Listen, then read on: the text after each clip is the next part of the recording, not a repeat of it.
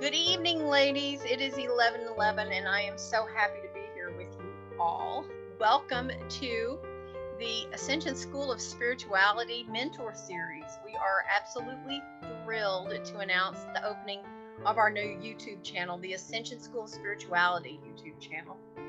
So, this is just one part of a four-part series on modalities.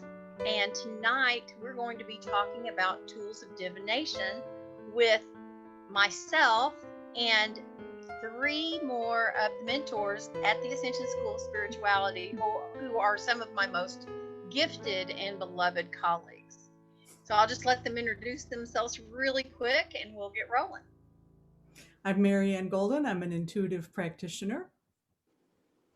And I'm Wendi Sexton, and I am an integrative healer. Hi, I'm Ruzica Subotic-Howell, and I'm the Oracle. And I'm Sally Boyd, and I'm an intuitive astrologist.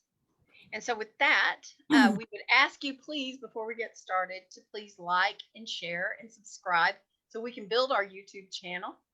And always visit us at the Ascension School of Spirituality.com. We also have a Facebook that you can join. We're going to be rich in content with this channel. You can always come here to learn about new techniques across the board, about anything that will accelerate and activate your spiritual journey. That's what our purpose is. So welcome, and let's get started. Well, I'm going to get things started with a story. People who know me know I'm a storyteller. And so I thought this would be a great time to start with one of the most infamous stories of all time. Back in classical Mediterranean time, in ancient Mediterranean times, when people were up against trying to figure out the nature of divinity, when they thought they had figured out everything, but they still couldn't quite get that last answer, what did they do? They went up this hill to this huge stone temple where this old, blind, illiterate, wise woman lived, the oracle at Delphi. Her name was Pythia, probably because it was originally the oracle at Pythia, but we won't go into that. So they would, you know, go with all their last questions about, what do we need to know about the nature of God, or the nature of humans, or that one source. And carved in the wall of the cave were two words: know thyself. And so here they come with this great big question, and the answer was always know thyself. And why am I telling this story? I'm telling this because the oracle at Delphi was a divination tool, and that's what we're talking about tonight. And so I thought that would be a great way to start this. We look at divination tools in modern times as tools for personal transformation and spiritual growth. In ancient times, a lot of the time, they were fortune telling, soothsayers. They were divining the future. They were going to tell you, good news or bad news about your future. Well, here, myself and a lot of my colleagues, we don't necessarily look at the tools of divination that way. We look at it more as a way we can communicate with our higher self, our higher power, the spirit world, so that we can learn how to know ourselves and our place in the world around us. And then we also offer that service, many of us, for other people, and help them to get to know themselves. So that's kind of what we're going to talk about tonight. And we're going to just have a real casual conversation. And as Sally said, we have some of the best mentors here in the school, and so some very bright minds. And so I want to start by asking each one of you ladies, what is the first tool of divination you ever remember using, whether you realized it or not at the time, whether it was an intentional use or not? Do you remember way back when? And give us a little bit about a little background about that. I'm going to start with Wendi. So for me, the first divination tool that I came across was actually the use of oracle cards. So I was really into reading and getting to know the world in a new way and how to tap into spirit. And one of the authors that I came across, and this was many years ago, over 15, probably before then, was Colette Baron Reed. And I didn't even know who she was at the time, but her books led me to her cards. And, fast forward another 12 years or so, and I ended up in her school. But when I started with them, it was very much something that I used more on my own, behind closed doors kind of thing. Like, oh, this is really out of the box. And now it's just such a comfortable place for me. Well, what is an oracle card? What is an oracle card, Wendi? So the oracle cards represent a system of landscapes that tell us a story. And each card has its very specific meaning. And most of the decks, or all of the decks, have their guidebook that tell you what that card means specifically. But there's also a way to just look intuitively and see what it says to us. So what they do is allow you to get some clarification on where you are in life, if you're on track, if you're heading in the right direction, if you might need to look a little deeper, or if you're not seeing things clearly. That's for me when I'm really stumped and I'm like, which way's up? It'll help recenter me and show me where I need to look within and evaluate where I am and why I'm doing the things I'm doing. So very cool. Yeah. Sally, what was the first divination tool you ever picked up? Well, it's kind of hard to, I can't really remember which one came first. I can remember two things that really were significant. One, I didn't realize was even a divination tool until even 3 or 4 years ago, but, and that was my grandmother, I believe it was my grandmother, taught me to put a piece of thread and a needle, how you would double thread a needle, and to ask yes or no questions.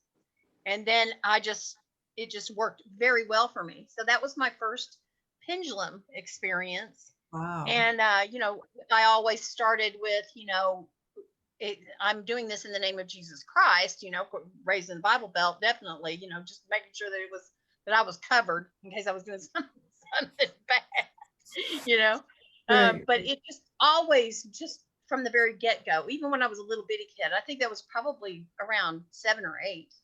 So that was pretty early. And then the other thing that comes to mind is my father. He was not an educated man, but he was very much a stargazer. And we would lay out, at night, and he would point out all of the different constellations and, that type of thing. He didn't know anything about astrology, but he knew the stars. And I made a connection with, we were too poor to have horses of our own, but we had a farm. And so we had horses that would board with us. And there was a mare that I dearly loved, and I would bareback ride maybe when I was 7 or 8, probably about that same time. And that horse would let me lay down on her back, get on her from just, nothing, no reins or anything, lay down on her back, and she would just walk around and gaze, and I would be laying down looking up at the sky. So consequently, I just made this real connection with heaven and earth and animals. Wow. So the stars, I believe, for the most part, have really, and the moon, that probably was my first real connection into there is something other than something Yeah. more to this. And, that's the first thing that inspired me outside of church, outside of what my parents told me, to have a connection with God or with a Mhm. higher purpose, knowing that that's God up there. Mhm. Beautiful, beautiful. Rajitza? Yeah, thanks. I was just thinking about that natural aspect, and I do recall looking at the clouds and asking questions, and, as a young child, sitting out in the grass or laying there, staring at the sky and saying, okay, if the cloud turns into this, then I know that that's what this means, not realizing anything other than an innocence, that it's just my conversation that I was having with God, and that was really very poignant for me. So I do recall that, and rainbows, like if the rainbow, every single color of the rainbow shows up and it's the full arc and it lands in this area, that means that what I'm thinking is true, or it's a good sign for me. So I still even look for rainbows and that they're the full arc even now. So as a young child, I could see that that would be something that I would do. As I got older, I was very much influenced by icons in our church. I felt being mesmerized by the colors and the topic, the matter that the icon was built on. So it could be like Mother Mary, it could be, a saint. And I remember just staring at that and having that moment of silence, being very mindful, not knowing that that's what I was doing, but really feeling that. So those are two things that I think about as early on that I used as tools. That's really cool. I wasn't, I hadn't really thought about the question, even though I knew I was going to ask you ladies the question. I hadn't really thought about it myself. And you guys have triggered in me that I think that probably, if I'm really honest with myself, my first divination tool was my rosary.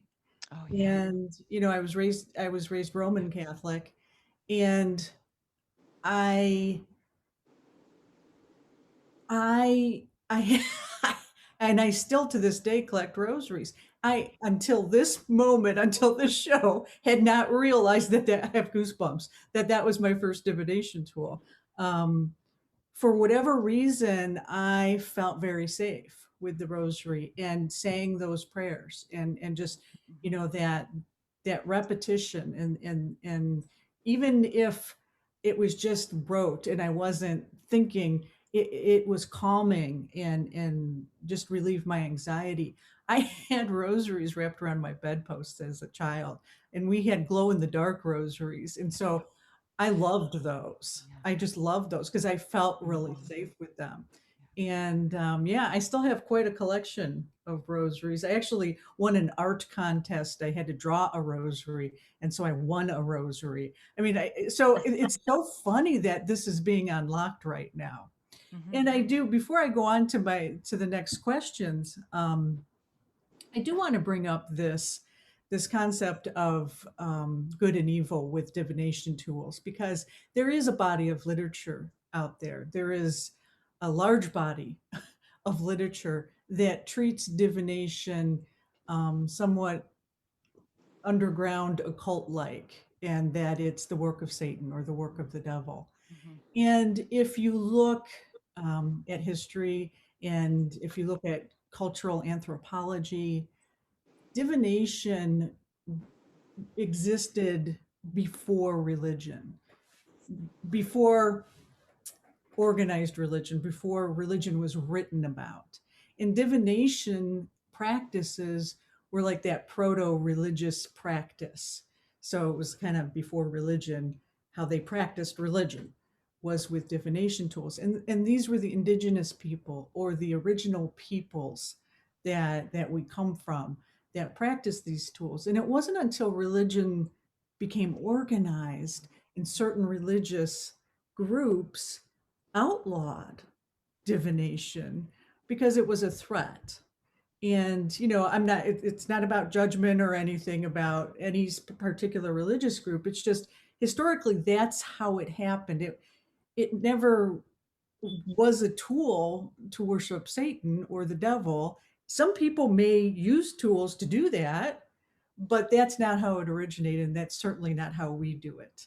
right. And I think that's important to talk about, because I do think that that is deep in our personal and collective unconscious, that, and a lot of women were um, practitioners, mostly women. It was mostly a matriarchal society that practiced divination, and so there was a desire to suppress that knowledge by certain religious institutions. So, and again, nothing against religion.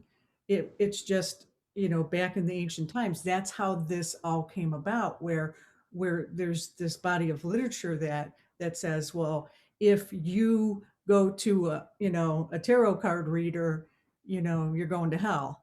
Well, no, you're not. So, but that's deep in our unconscious. So I just wanted to address that, because I do think that's important. I think that's fearful for a lot of people. I know that coming out as somebody that practiced divination, that used divination tools, was much harder than coming out as a lesbian. Let me tell you, coming out, and Wendi has a coming out story too. Sorry, I don't mean to out you on, in public, but when Wendi kind of went public with what she was doing, I can remember having a conversation. She's like, "Well, what's my family going to think?" You know, and it was much easier to come out gay for me than, oh my God, my family, that is really embedded in the church still. What are they going to think of me? So I think that was important to address. Do any of you guys have a comment on that, Yeah. or? I was thinking about that growing up in farm country, in agriculture, everybody was talking about this, but no one said it was divination. You Mm. know, the wind changes. It meant something. You know, the rods, to find water. I recall people talking about that. The And dowsing they rods. looked at signs. They looked at nature. No one said, "Okay, that's divination." I think the minute that we start talking about that, then it might be, it could turn people off, or it can turn people on, or they might see it separately. But you know, it's so funny that growing up, this was very much something as part of what it is, and what I grew up with, and it is spirituality. Mhm. And I think now maybe there's more ritual around it, and which causes there's maybe some confusion about it, but certainly it has been there since the beginning of time. Right. You know. Yeah. I can remember talking about the farm thing, I can remember going fishing and my everyone wanting to know if the cattle were laying down, because if the cattle were laying down, then the fish were not going to bite. If Right. the wind was blowing from the east, the fish would not bite. You know, and I can also say that my grandmother read the tea leaves, Hmm. and she somehow she got it right, and she predicted that somebody was going to win the lottery. This is back in the early 40s, so it was during the war. She was reading the tea leaves for the PTA, and she got it right. And so they were lined up outside her door for like 4 or 5 days. Wow. And at that, just at that time, I'm saying it's the 40s. I'm not really exactly sure what year it was, but just at that time, her youngest son got polio, Ooh. and she punished herself Mm. because she felt that because she was reading the tea leaves, and she was told Ah, that she was doing something, some form of divination. I'm sure they didn't put it that way. That this is why he got polio. So mm. it comes from stuff like that. Right, Yeah. right. Absolutely. Did you And you want to can speak see to how any? you can see how each of us have been influenced by this, right? Right. It's like we've started to start speaking a different type of language, or a language that everyone's aware of. Everyone has the capacity to do. It's just that, how one person interprets it could be different from how another, but we are all speaking very similar language. And it's really about understanding ourselves, Mhm. you know? Right. Absolutely. Absolutely. I know that, Sally, I've used you with my family because I will say, well, Sally kind of is in charge of all this and she's a Christian, Yeah. and you're the Christian astrologer. You're the Christian woo woo person, and Ruzica's Christian as well. And so I tell, like, when my family starts really questioning me, I'll say, well, I know there's Christians involved in this. you know, um, just your mute on, Sally. Your mute is on, Sally. Okay, you don't want to say it out loud. Just as there's, Jewish and Buddhist and, every faith tradition is represented. Uh, so yeah, this was an interesting segue. I love it when the conversation goes somewhere that I don't plan it to go, right? All right. So, um, my next question was, and we've kind of already addressed this a little bit, but I'm curious as to what each one of you uses as your personal go-to. I know that we all, provide services as mentors for the Ascension School of Spirituality, and in those services we use divination tools. But is there one that you could share, or a few that you want to share, that is more of your personal, when you're really struggling with an issue with in life? um, what do you go to? And let's start with Sally on this one. You got to take yourself off mute, Sally. Well, obviously, I'm an astrologer, so I look at my chart. I do that for myself, but I pay attention to. It depends on the what the challenge is that I'm going through, or the opportunity is that I'm going through. I look at a different part of the chart. But if I were going to take it out of astrology, then I also use oracle cards, and I use the Bible, and I look at numbers. Yeah. I pay a lot of attention to synchronicities, and I really, really, really try to connect with my horses, because it seems like if I pay attention to what my horses are doing, if I just spend time with them, and a lot of that is just probably being out in nature, I receive, it's just like it just opens up, and I receive the answer or the calmness or whatever I need at that moment to connect to God, to be inspired to God or to source for the answer that I need for myself or for my husband or for my family, or if it's a financial question or a health question. It seems like it drops down easier when I'm out there with the horses or in nature. That's just what I do. Wendy? Yeah, much like Sally, there's a lot of things that are just constantly happening. Numbers come up for me constantly. That's a really big one for me, not only the clock, but license plates and receipts. And for me, I'm not a numerologist. I love the use of numbers and as a divination tool. And I look more at angel numbers and what that tells me. And so oftentimes I'll look it up if it's numbers that I'm not familiar with. Repeating numbers certainly are ones, like today happens to be 1111 that we're taping this on. So those are ones that tend to jump out at me. Also, as an integrative healer, a very big one for me is the body wisdom and what it's saying to us. With clients that I work with, of looking at our emotions in the present time and what that means and what that shows people. Facial expressions tell us a lot about other people. And yet there's chronic emotions that stay in the body that can tell us of much deeper stories of things that we've held on to for longer periods that maybe are not addressed. So oftentimes if there's somebody or myself that's, gosh, my back is just really hurting, and I have to step back and say, okay, have I overdone it? Have I moved in a way that would cause this? Or is it getting my attention to, am I worried and stressed too much about my finances? Um, you know, am I holding my shoulders up to my ears, Yeah. and I'm really stressed and I need to drop and relax and let go. And it's reminding me that I don't have to carry the weight of the world. Um, so the body is a huge one that's constantly trying to talk to us. And again, I feel like when we have those persistent aches and pains, or just it can even be anxiety and depression, um, those are big red flags. Our body's trying to say, "Hey, pay attention."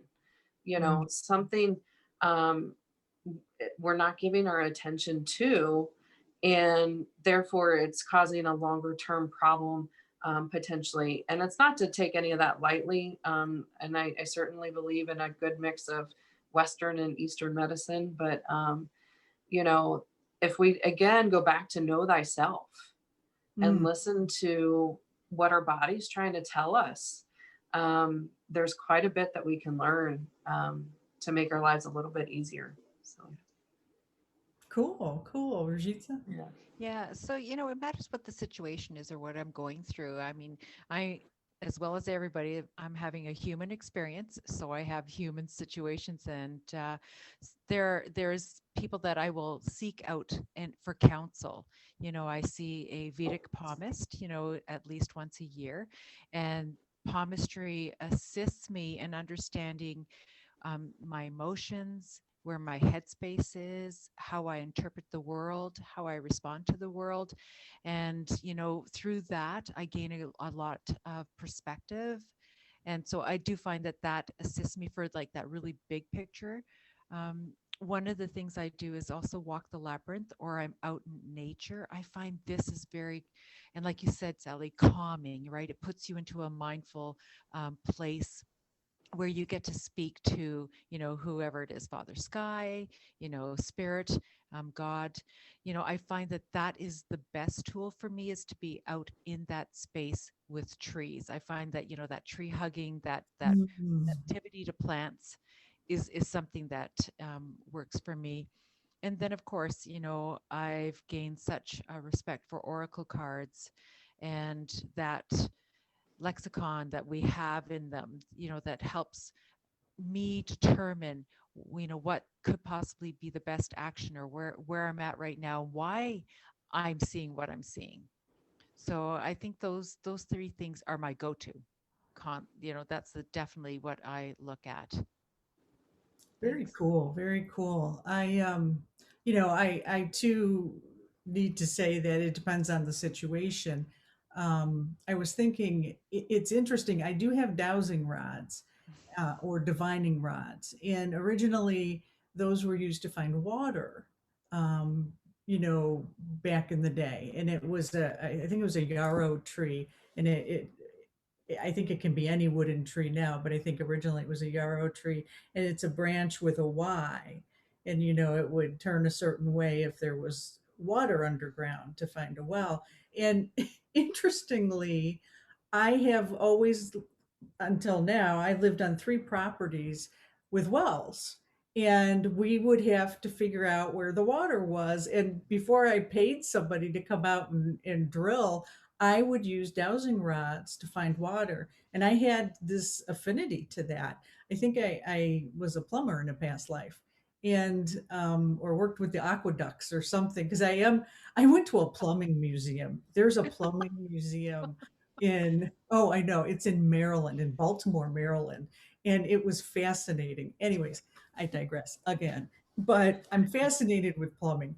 So I use these rods, Sally. Don't say it, Sally. So I use these rods to find where the water was on my property, and then I would tell them where to come out and drill the well, and I would save a lot of money.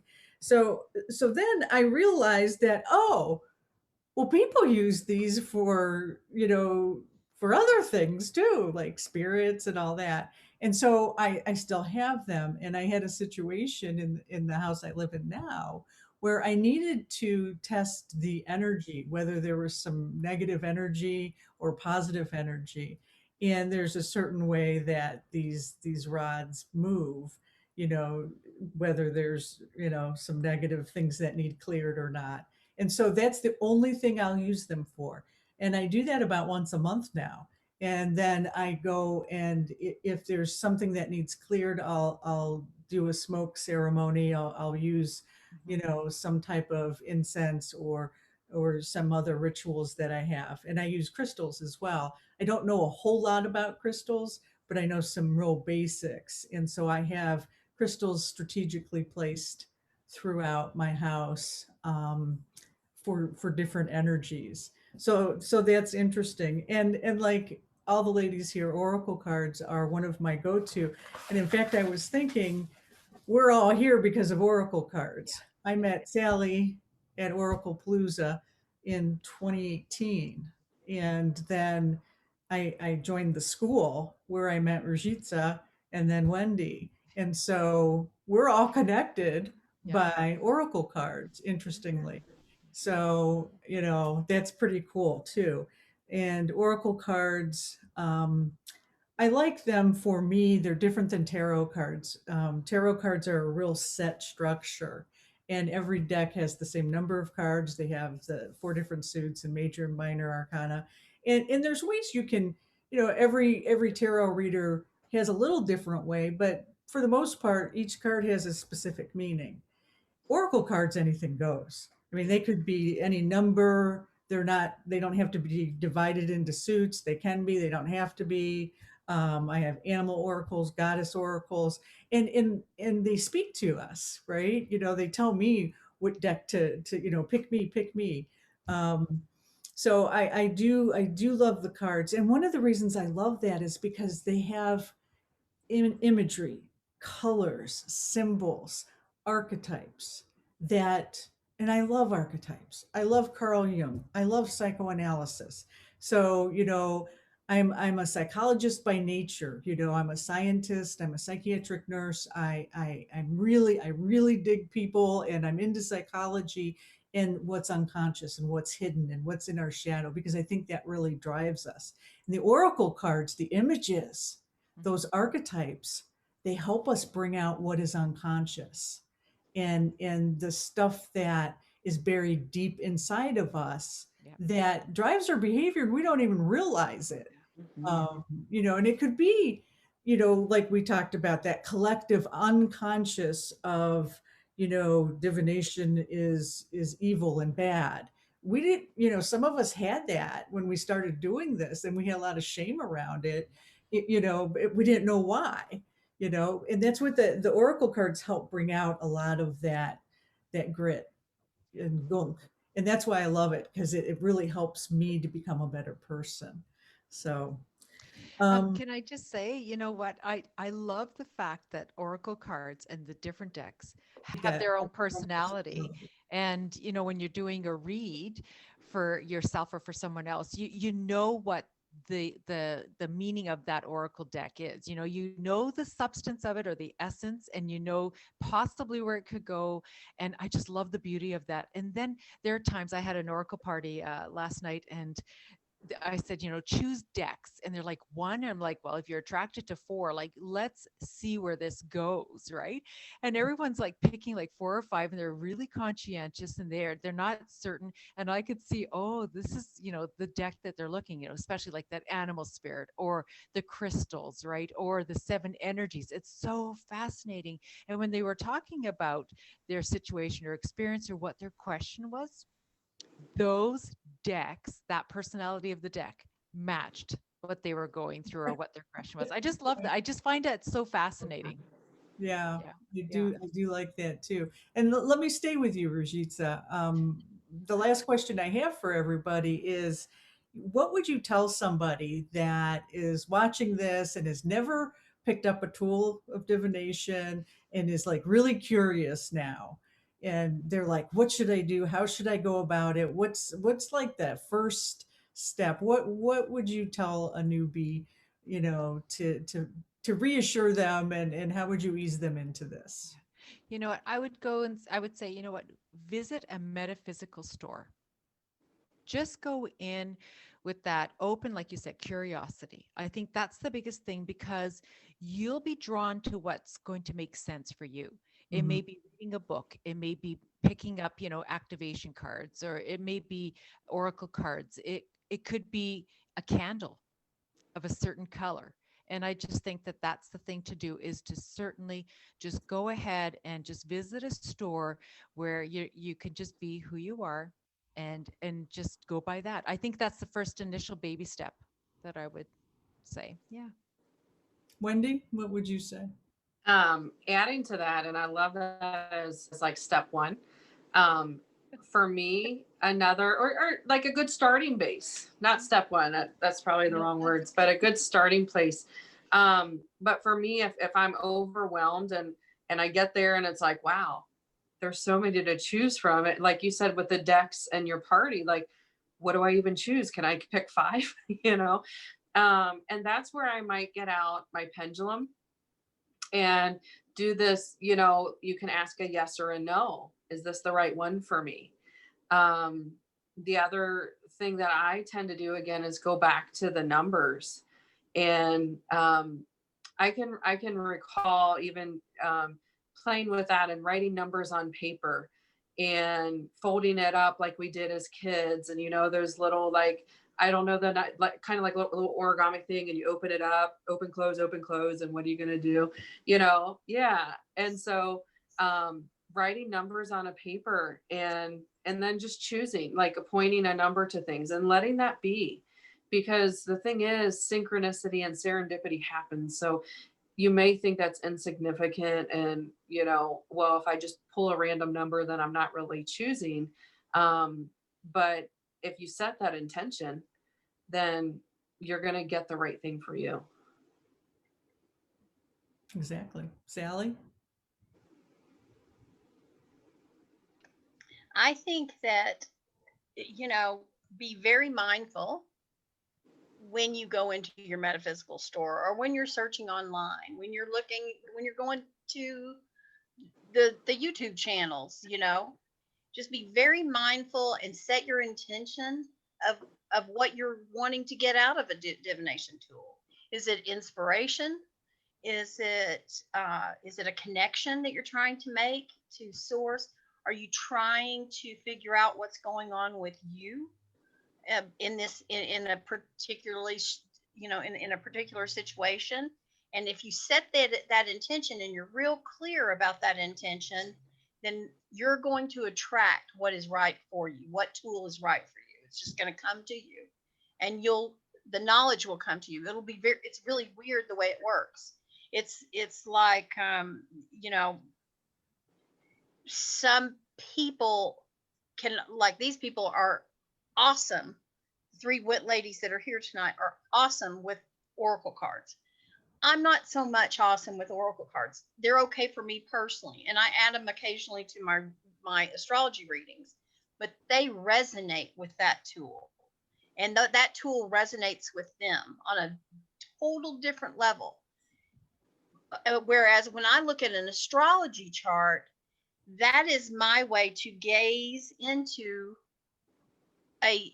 gaze into like a crystal ball, so that I can make that connection from spirit to spirit to spirit, right? To the person that I'm reading for, or to that type of thing. So just go in with the intention of what you really want to get. If it's just for fun, that's great too. But set your intention. Mm-hmm. Absolutely. This is wonderful. And I guess I would say, first and foremost, there's probably something you already do that is considered divination. And so I would tell somebody that's new and asking where they should start, I would ask them to reflect. And, do you look at the clouds and see figures in the clouds? And does that mean anything to you? One of the things I haven't talked about is I love fire, and I love staring into fire and seeing images and taking photographs and then looking at the images and what comes up from my unconscious. And so there's a lot of things that you may do that you don't realize are already divination tools. Prayer, intention, meditation, you know, you Wendi talked about your body as a tool, but just, you are a divination tool. You can have that, receive a message from God, from your higher power, from spirit as the tool. So you can ask, what do I need to do next? And I think, that's what Sally, be mindful, put that intention out there. And the other thing I want to say is that, for me, it's becoming more and more important that I look at my own biological bloodline and my own ancestry.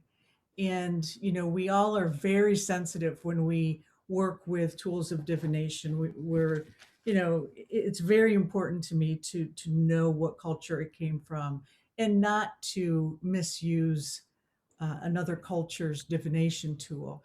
And so one of the things I'm very German. And so I have been looking into Nordic runes, and I had no idea, the god and goddesses of the Nordic world, Odin and that. And so, and I didn't know the story of the runes, but that's very much part of my ancestral blood lineage. And so I've just bought some books, and I just had my own runes read, and I'm starting to look at that more because it's part of my genealogy and my bloodline. And so, I'm thinking of Sally's grandmother reading tea leaves. A place to start might be, well, did you have a mother, a grandmother, or grandfather, a relative that had a practice that you can learn more about? Are they still alive? Talk to them, or just look at your own genealogy, because sometimes that's an easier way to step into it. Yeah. And it feels more your own, I guess, in a sense, more your own cultural practice. So um, with that, I think we can kind of wrap this up. Is there any other parting words anybody wants to say? Before? I would just like to add on this whole of how do we get into it and how do we choose. Part of my experience is that the things that really call me, again, it's a little of what everybody said. It's like something draws your eye to it. Somebody spoke it, a friend, you read it. Today we have social media. So it's like, oh, this commercial comes up or whatever it is. But the thing I think that resonates for me the most, or at the time, is something that it just fascinates me and I want to know more. And those are the things to follow that lead, because when it draws you in and it gets you excited, then that means it's for you. I think that's one of the biggest things for me is like, what lights you up, and it may be a different thing, a different day or a different month or a different year. And there's always, as you get deeper into one system, whether you start into astrology, whether you look into oracle cards, where you are drawn into runes or numbers, eventually, they're like channels that open up another channel. And so it brings you to the next piece. And I'm sure there's many more I haven't yet discovered. So just staying open and curious is a big thing, and following what gets you excited. Absolutely. I do want to take this time to give a special shout out to Sally, who is one of the 3 founding women of the school, of the Ascension School of Spirituality. And Sally is a I, I'll say a hybrid. I know I'm thinking of all kinds of interesting names to call you, because you're a mentor and you're one of the leading ladies. So you have a dual role, and you're very, very, very, very busy. And so we're very blessed to have you in our little small group today as one of the head honchos of the school. So thank you, Sally. And thank you for all the hard work you and MJ and Carla do for the school. We are very grateful. It is a labor of love, and it is I that am honored to be in this group of these. I mean, you know, being with the 3 girls, man, I'm in like Flint.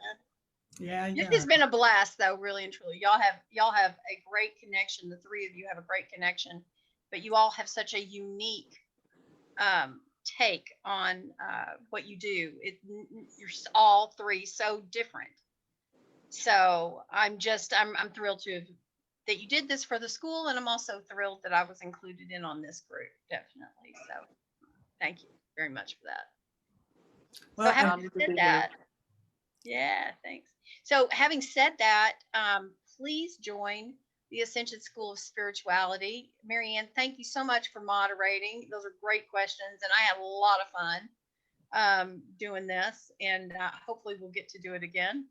There are going to be three more of these with different mentors. So you're going to see a video on vision and intuition. If you haven't seen that yet, go look for it, because it may be up, may not be out yet, but you'll see it when it comes. And then also there'll be one on healing energy, which is wonderful. And then there's one on angels, guides, and ascended masters. And they're all different mentors, and they're all different flavors, and they have different subjects. So I think you'll really, really enjoy this series. We're real proud of it. And we are hoping that you will, again, please like, share, leave your comments, and subscribe to our channel, because you're going to get to see all kinds of fun things. Yep. So having said that, does anybody have anything else to say? No. Till next time. Thank All you, right. everybody. Blessings of everyone. love and light.